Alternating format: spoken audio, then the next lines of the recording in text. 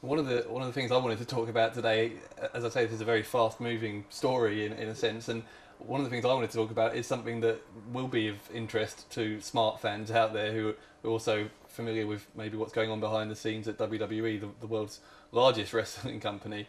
Now, I say it's a fast-moving story. Anyone who saw Monday Night Raw this Monday, or who will see it this Thursday night, will have noticed a very startling similarity between Have they only just noticed? I mentioned it at the Art of War, and it went over people's heads. But sorry, yeah. I was going to say a startling similarity between the storyline involving the Agenda and the Resistance in the FWA and the storyline involving the Nexus guys on WWE.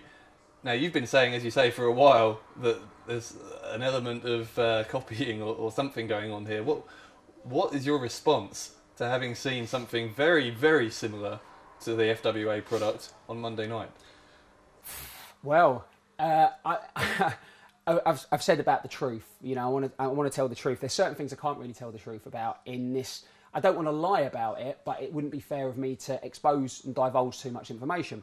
So I'm going to give you a multitude of options, and you can pick the option that you feel is most relevant. Although I can guarantee you in 6 months' time there will be another option added, which people will go, that's why he's keeping hush-hush about it. Yeah, I mean, I've said since day one that the Nexus storyline, you know, I mean, the fact that where do the guys wear their... Okay, this is meant to be a black and gold band, but it's clearly black and yellow on camera. Okay, where do the guys wear these wristbands on our shows? A lot of them wear it on their arm, okay? Yeah. Where the NXT guys wear their black and yellow bands on their arm. They're the heels. Out the Resistance wear these. They're the baby faces, okay? Even looking back to, I mean, I thought Brian Danielson's firing is a work, and you know, and part of me still does. I mean, obviously, as I said, conspiracy theorist. It's not that I'm a conspiracy theorist. It's just I always believe there's more to potentially see than what's first presented to you. You know, like that's why I was fascinated by magic and puppet shows as a kid. You know, my dad bought me a puppet show when I was 3. I saw it in the Argos window, because I love the idea of somebody pulling the strings, and you know, and same with magic. You know, watching people create this illusion. I knew it was an illusion, but I wanted to, and I think it's probably being a Scorpio and a control freak, and maybe, you know, genetically a manipulator. I don't really know, but I just found it fascinating. So I told people that this is what's happening, okay? The problem I believe with WWE, and this is just my opinion, and I don't want to offend anyone, I did an article recently. I need to say this because I did an article, people might remember an article I did about what I call corporate black magic and Triple H, okay? Now, James Denton, and this is James gave me an awesome opportunity. James Denton was the editor of Fighting Spirit magazine, original editor. And James gave me a tremendous opportunity. I love James. He was the first guy to say, I'm not going to edit you. It's just like, you say what you want to say, my friend, and I'll put it in there. But James detested Triple H. I mean, detested him.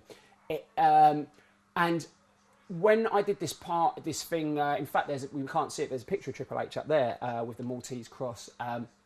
And these are sacred symbols, okay? And there's a reason this guy is called the Cerebral Assassin. He's the very, you know, it's funny, like, when he was on The Weakest Link, you could tell this guy's intelligence is, you know, there's a difference between knowing trivia facts and being intelligent, okay? Filing cabinets can store information. It doesn't mean they can think critically and analytically. So Triple H is a very intelligent man. So there is a whole nother world out there, the use of sacred symbols. I myself practice many people, you know, people might not believe it, but yeah, I practice tarot. I practice a lot of these things. Part of the Ascension isn't a gimmick. My Ascension logo, if anyone's interested, is the most occult symbol ever created. Now, occult, people go, oh, occult, that's scary. Occult just means hidden. It means hidden meanings. So when you say occult, people go, oh, like, you know.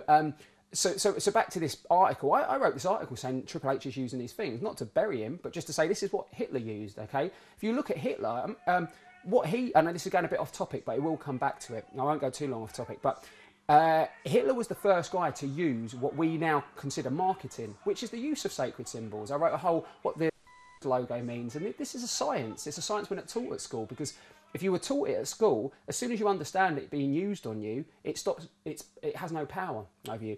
So I wrote this article, and unfortunately, James put a picture of Triple H. This was in the inside cover, Triple H and Hitler, and put these two men have more in common than you can possibly imagine. Alex Shane explains why. So I mean, I pick it up, and I'm like, oh my God, you know.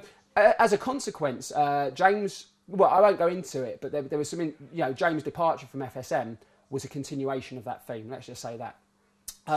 But I wrote an article recently, babyface in Triple H, and people said to me, "Oh, you're babyface in Triple H." I use the term babyface because that's how people said it to me. It's just the truth. He gets the same shit from smart fans in the US that I get from smart fans here. Okay, and if you want to understand why I believe this, I'll just go through a few factors, because it's important I put this across, because we're going to talk about the WWE. So it's important I put this across because the guy's the heir to the throne. People talk about Eddie Guerrero and Chris Benoit. Okay, I've got a scar. I've got 2 scars on my face. Okay, I've got Eddie Guerrero here, and I've got Nathan Cruz here, and I'm equally proud of both of them. I've actually got Nunzio here as well, but a bit random.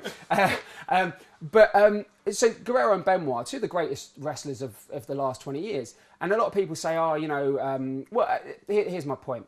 They died under tragic circumstances, but I believe it's not unfair to say that the most important thing to both of those people is pro wrestling.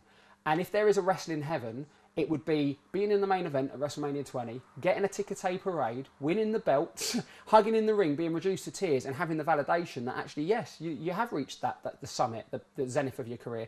And it was Triple H that made that happen. I mean, not only just politically, I'm talking about the work, and so also the fact that this guy has sacrificed his entire life to the industry. And I know, listen, I've spoke about Sheamus before. Sheamus called me 3 days before he left for America and said, "I'll never forget," and I believe he won't, "I'll never forget it was because of the match we had in Lucan Island, which is why I'm going." And it's because I saw Sheamus, and rather than just go, I was brought in just to go over on him. And I said, "Listen, what's the point of me coming in here and just beating you? That's not going to help you. It's not going to help the company." So I said, I'm not only going to... My first question was, "Do you have a good memory?" And he said, "Well, yeah, it's pretty good." So I was like, right, we're going to have some fun then. So I explained to him why we were doing it the way we did. And I've done this, has happened with a lot of people. It happened with me and Martin Stone. It's happened recently with Nathan Cruz, Sam Bailey. The way a match is structured, it's kind of like... once you've experienced it, your brain understands how to structure it in that way. So, but that's not just with Sheamus. He had the right attitude. He was professional. He was just a whole another level above. If you had 10 Sheamuses in this country now, we'd have a massive company. We've only got a few guys in our company that treat it that professionally. So the fact that Triple H took Sheamus under his wing and put him over in such a way proves it's not about just pushing your friends. It's about finding the right people who will support the corporation. Because at the end of the day, the WWE can't be compared to Ring of Honor. It can't be compared even to TNA. It's a multi-million-dollar corporation. It is. That's the nuts and bolts of it. So the same rules don't apply. So that's why I wrote that stuff about Triple H, because I believe in the spiritual laws. They say if you're willing to give your own life, you can take somebody else's. Now, I don't believe... I just don't believe in taking somebody's life full stop. I believe that there's a much bigger thing going on, and as soon as you do that, there are karmic consequences that come back on you that you can't even comprehend, okay? But I understand the premise behind it. The premise is, if you're prepared to sacrifice your entire life for something, that does give you the right to be able to end somebody's career. Now, I don't mean, cripple them. I mean, if somebody says, "Do you think this guy should get a push?" And you say, "I'll be honest with you, no." Okay, now people will say that's horrible, but to be in the position to say that, you've obviously done something that pro wrestling's awarded you that position. Okay, like being a manager at Tesco's, it's no different. What's the difference between the manager at Tesco's saying, "No, that guy's not getting a promotion, he turns up late, he's smoking weed in the toilet, he's doing..."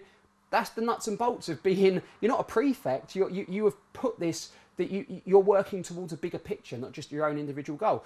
And I think Rob Van Dam's a tremendous talent, and I used the example of Van Dam. Apparently, Triple H put the block on Van Dam to begin with, okay? And everyone was like, "Oh, because the smart fans are up in arms because they see the Van Terminator and all this stuff, and they think it's amazing."